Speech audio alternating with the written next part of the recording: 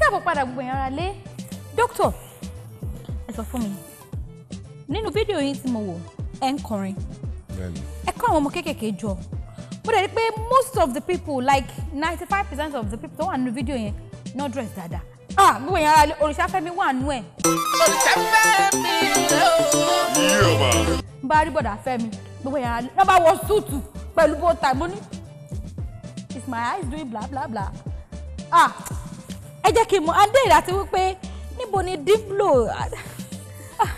níbo ló ti wà níbo ni Diblo bọ̀dà ibo ni ti rí Diblo Dombolo. I am Diblo Dombolo from House to Entertainment. Torí pé ẹ pè orúkọ yẹn Diblo Dombolo. Mo gbọ́dọ̀ fi fèrè kí. Ó yá. Hey.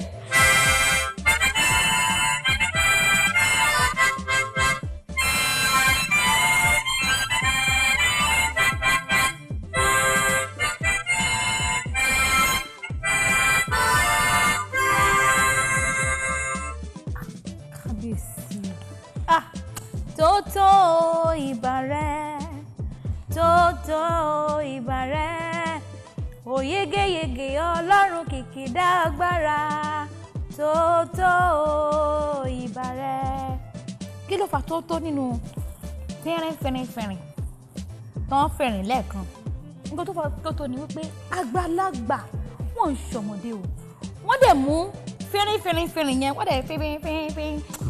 Ó dẹ̀ tì mí wọnú ilé orin tótó ní fọlọ́run alààyè kí ló bá fẹ́rìn wá. I am Diblo Dombolo, the king of harmonica. So this is my insignia. So kò sí orin tí bá ń kọ tí eléyìí ò ní ṣe kí ni tí ò ní fara. Ṣé ẹ kọ ni àbí wọ́n kọ yín? Wọ́n ò kọ́ mi. Mo rí lọ́wọ́ èèyàn tó ń fọ́n ó wù mí that is about 40 years ago.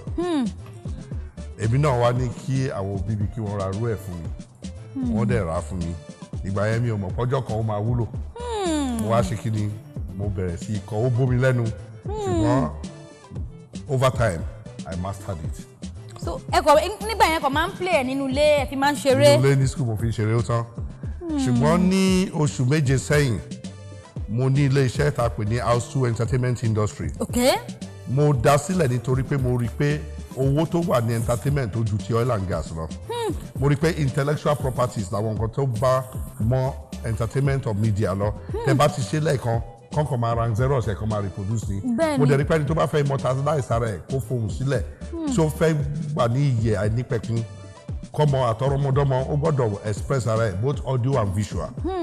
Nígbà tí mo rí agbára tó wà nínú industry mo decide to concentrate and divert my attention to entertainment industry. I call it industry because mo rí pé nínú industry yẹn ó large because you produce a lot of content. And coming from the area of music is an intellectual property.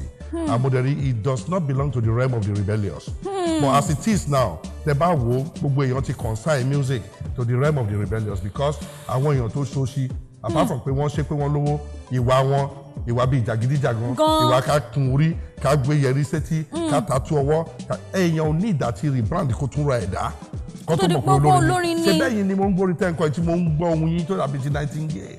ẹ ṣe decide àti lọ rebrand ara yín. irọ́ ọ̀kan bá. tí ẹ bá mọ jójó tẹ́ ẹ lẹ́bùn orin tó bá wù yín kẹ́ tatu orí yín kẹ́ tún tatu eyín yín jù bẹ́ẹ̀ lọ. Wọ́n bá lùlù ẹsẹ̀ yín àtàsé. Bẹ́ẹ̀ ni. Bọ́tà bá fi fún yín látọ̀run wá ẹ ní ìdí ẹ̀ láti rebrand ara yín. Mo wá rí i pé àwa kan tá a ní ẹ̀bùn yìí tó jẹ́ pé a ti gbé ẹ̀wù ìgbéraga wọ̀ àbí tí ò bá kì í ṣe ẹ̀wù ìgbéraga ẹ̀wù àìmọ̀ pé a ti bá wọn gbà bẹ́ẹ̀ pé music belong to the rebellious realm. Ó tó àkókò ká sọjí. Torí gbà táwa ń dàgbà irú àwọn orin tá a ń gbọ́ Don Williams, Kenny Rogers, gbogbo àwọn yẹn wọ́n túra wọn dá ẹbíkálùkù wọn concentrate ní nǹkan tó mọ̀ ṣe. Wọ́n dẹ̀ jorúkọ wọn. Wọ́n dẹ̀ jorúkọ wọn, wọ́n dẹ̀ skin ni wọ́n blow out. So kò need pé kéèyàn sọ pé mo fẹ́ fara jàṣà, mo fẹ́ fara jọgbá, mo fẹ́ fara be yourself. Bó bá jẹ́ pé ohun erin ni kọrin bí erin, tó bá jẹ́ ẹyẹ kọrin bí ẹyẹ, àwọn kan máa gbọ́ erin, àwọn kan dẹ̀ máa gbọ́ ẹyẹ. So when I look at it, ìgbà tí mo rí àwọn orin kan wà tí ó jáde tó rin rẹ̀ gan, dòrò bushi, dòrò this, dòrò that. Mo wá wò sí pé orin wọ̀nyí dáa fún entertainment, orin wọ̀nyí dáa fún lẹ́jọ́. Ṣùgbọ́n bó bá ṣe ń kọ àwọn orin wọ̀nyí ó yẹ kó máa kọrin tó make sense. So you create sensical lyrics to match nonsensical lyrics. And I now said, look, táwa kan ò bá jáde in this generation can take the lead to carry out a revolutionary army band to redefine music and say, look, it does not belong to the realm of the rebellious. In fact, to celebrate the intellectual property in music. But òyìnbó ní tí pọ̀ jù o. Òyìnbó ní tí pọ̀ jù. Yeah, bá a ṣe sọ, so a kàn lè mọ̀ pé orin kò ń ṣe fún alágbe nìkan, kò ń ṣe fún àwọn tí ò nọ́gbọ́n, tí ò nímọ̀ tó lóye, kàn lè fi iyì tó wà fáwọn olórin fọlọ́rin. Many president orílẹ̀-èdè míì mọ̀ ṣé mo president Ivory Coast bẹ́ẹ̀ ṣe jókòó yìí. Rántí but ṣé mo Sunny Adé? Mo ti ra básán ní rí, mo kàn lọ sí birthday yẹn, last birthday yẹn ọdún kọjá. Ṣé ẹni tó jẹ́ the band? Àti pàdé ní ṣọ́ọ̀ṣì rí. Ṣé ẹ mọ̀ Peace Square? Mi ìpàdé Peace Square rí bẹ́ẹ̀ mo mọ̀. So nǹkan mo ń tọ́ àti sọ ni pé bí wọ́n ṣe tó ẹ mọ̀ wọ́n, but mo ń sọ pé àwọn president orílẹ̀-èdè míì pọ̀ tẹ́ ẹ mọ̀. Tí mi mọ̀. Wọ́n á jẹ́ kẹ́ ẹ mọ̀ pé iṣẹ́ orin kò ń ṣe iṣẹ́ tó yẹ káwọn èèyàn sọ pé no, because ẹni tó bá dibẹ̀ I'm an author, mo ń kọ̀wé. Yeah, mo rí nínú bíbá star. Author Baboonism, the theory of poverty elimination, a letter to my daughter, a letter to my son, as well as Secrets of Word Bible Court.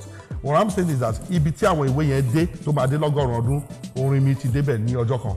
Bẹ́ẹ̀ni sir, bẹ́ẹ̀ni. So ẹni tó bá lè bá èèyàn sọ̀rọ̀, tó lè ride on beat, tó dẹ̀ lè compose meaningful lyrics, kò gbọ́dọ̀ jẹ́ kí talent yẹ kó ṣe kí ni kó kú mọ́ òun lára. So and that's why tó ti jẹ́ pé for me, I know I'm disposed to that. I dance, yeah, I can compose music. But mi ò mọ̀ pé mo lè ṣe to a commercial level. So àwọn ọmọdé tí mo kó jọ tí mo fẹ́ promote talent for during talent hunt. Ìgbà tá à ń ṣe lọ́wọ́, ìkan wà ní wọn tó ń pè ní Playboy lórí ibi tí mo ń fún harmonica. Àwọn ni bàbá ẹ wà, ó dàbí pé harmonica tẹ́ fọ yìí àti ohun tá à ń gbọ́ ohun yìí tó kẹ̀ yìí. Ẹ má jẹ́ kékeré ìlú ẹ bá wa fi sílẹ̀. Mo wá wò pé at my age, as a father, as a husband, as a politician, ṣé nǹkan táwọn ọmọ wọ̀nyí ṣé ó ní meaning? Well, náà wò sàn ẹ̀jẹ̀ jẹ́ lọ sí today after all I can mo lè ju 100, 200, 300,000 kan sílẹ̀ ká fi test ẹ̀ pé ṣé nǹkan tó ń sọ. So make sense. But believe me, I am fulfilled. I thank God for that day because what I should have known I could do over 30 years ago, ni mo ṣẹ̀ṣẹ̀ dáwọ́lé, and to really show you how true their discovery was. Within 7 months, I have sang over 60 tracks. 60? Yeah, and by December last year, I released 3 albums at a go. Why? Because mi ò fẹ́ káwọn orin wọn kan release wọn posthumously. Mo ti gbégbèsè ìrọ̀lẹ́. And therefore, mi ò lè máa kórin jọ kí n máa ní màmá release ẹ̀ lọ́dún tó ń bọ̀.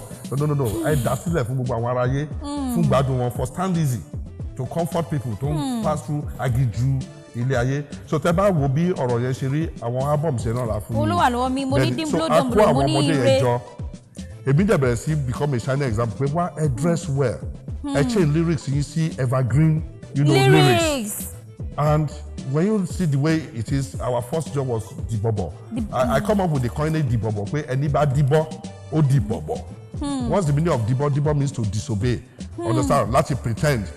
That you are recalcitrant, and that if you do that, you're going to be a failure. Ẹni kò gbọ́ràn, ó ti dìbọ̀, ẹni dìbọ̀, ó dìbọ̀ bọ̀ ó. Yeah. But tó bá gbọ́ràn, wàá ṣàṣeyọrí. Ẹni dìbọ̀, ó dìbọ̀bọ̀. Dìbọ̀bọ̀ means half bake, half cook, half done. And so drop out in school, what's called child bearing out of matrimony without even knowing the father, and so many. All of us have dibobo at one time or the other. When you are in an error, oti dibobo. But always only lajure, kò má ṣe dibobo.